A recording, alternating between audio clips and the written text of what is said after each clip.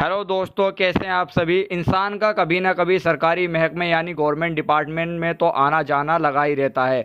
और in department में कुछ ऐसे डिपार्टमेंट भी होते हैं जिनमें आम जनता के लोगों की सरकारी कर्मचारी से गर्मा गर्मी या फिर मुंहभासा हो जाती है, लेकिन उस व्यक्ति को ये पता नहीं होता है कि उसे ये बात कितनी महंगी साबित हो सकती है।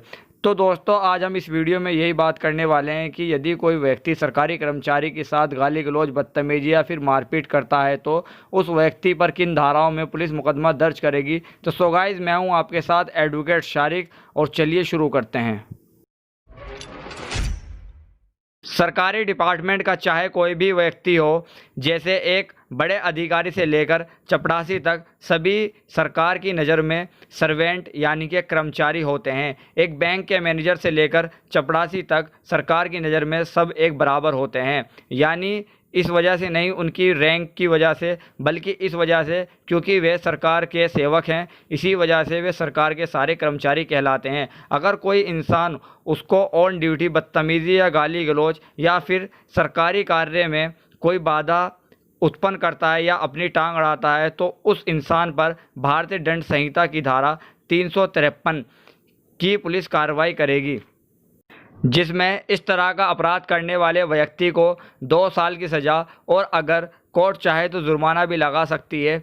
अगर कोई व्यक्ति सरकारी कर्मचारी को ऑन ड्यूटी उसके कार्य में बाधा उत्पन्न करता है, उसको या फिर घोर उपति पहुंचाता है और गाली गलौज या जान से मारने की धमकी देता है, तो उस व्यक्ति पर धारा 332 और 504, 506 इंडियन पिनल कोड 1860 के तहत पुलिस मुकदमा लिखकर सीधा उसको जेल भेज देती है।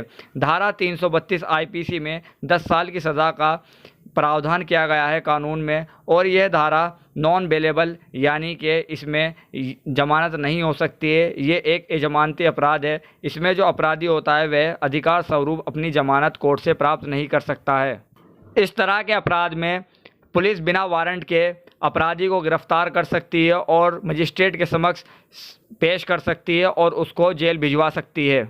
लेकिन अगर कोई पुलिस वाला या फिर बैंक कर्मचारी या फिर अन्य कोई भी सरकारी कर्मचारी ऑन ड्यूटी नहीं होता है तो उस पर हमला या आपराधिक बल का प्रयोग करने वाले व्यक्ति पर इन धाराओं के तहत मुकदमा दर्ज नहीं किया जाएगा।